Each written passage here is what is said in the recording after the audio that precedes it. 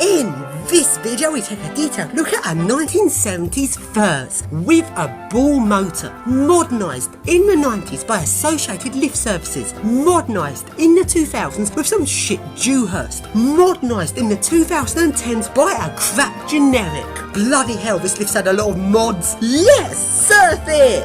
Right then, this building's actually quite interesting. This building has had its layout completely changed over the years. It's really interesting. I like buildings like this where a layout's a bit unusual and they keep changing it about. And now let's take a detailed look at the lifts. These are some really nice 1970s first lifts and some of 30s early lifts. These lifts have a ball motor, which is quite typical of small companies of this time. And it's a sort of like little motor on this big gearing set to drive the lift. Very typical of the time and really awesome. I don't know if this motor was single speed originally or whether it did level. And in the 90s, this lift was modernised by the awesome company Associated Lift Services. Associated Lift Services were a reform from Marriott Scott, and Associated Lift Services were one of the really early adopters of variable frequency. When this lift was modernised in the early 90s, and Associated Lift Services gave it a VF mod, which was really advanced for the time. And also they gave the lift cab a complete refurbishment. And in the 2000s, a crap generic company added our horrid Dewhurst panel. And they also gave the lift a crappy generic voice. I don't know if this lift originally had an Associated Lift Services voice of Associated Lift Services, I don't know. But anyway, the generic lift company added their crappy voice. Then,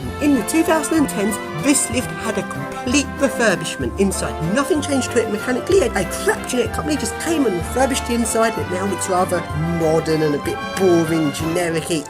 So then, now let's take a look on top of this lift. And what's quite interesting about this is, despite this lift as being from the 70s, it doesn't really have the sort of big, solid, heavy-duty chassis you'd expect from the 70s. It's more sort of cage sort of chassis around the lift. Because this was one of the first early lifts, it seems this lift was a bit like a sort of hydraulic lift car, but made to be traction. Especially since Furs almost always did hydraulics, so it's quite unusual this is a first traction lift. Right then, on top of this lift, there's not actually that much to see. But looking at the lift shaft, just look at the old brickwork. This looks really old. And another interesting thing is this lift's actually quite small. It doesn't take up all the shaft space because the counterweight at the back does take up quite a bit of space, which is very different to modern day where I try and make counterweights as small as possible. So then, let's now make this lift move. Firstly, let's put it onto manual and go up in manual mode. Let's go!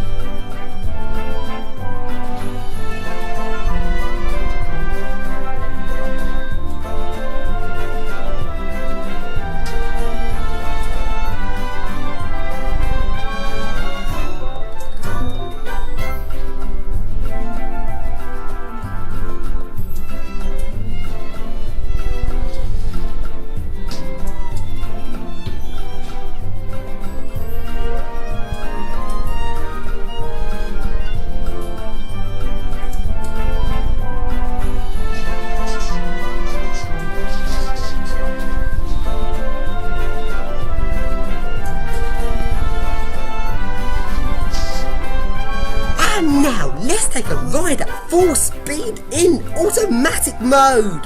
Oh, didn't move! Right then, quite typical of generic logic, quite often they'll refuse to move it, still thinks you're on top of the lift. So then, put the lift back into manual, open up the doors, put it back into automatic as if I'm getting off of the lift, close the doors, and now the lift will go at full speed, and let's go!